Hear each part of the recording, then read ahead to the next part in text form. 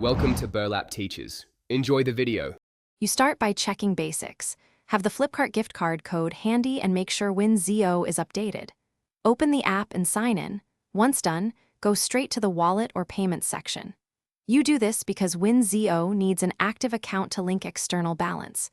Make sure network is stable. A failed call can block temporary attempts.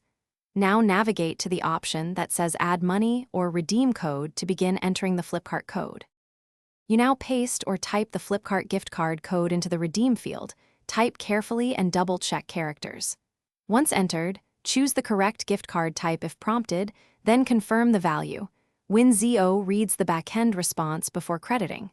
If the app asks for a payment method to bridge smaller amounts, select the minimal option and complete the tiny authorization. After you tap Apply, wait for the success message. Do not close the app until confirmation appears to avoid inconsistencies. You finish by checking your Winzo wallet to confirm the Flipkart amount is added. Once visible, you can join games or cash out per app rules.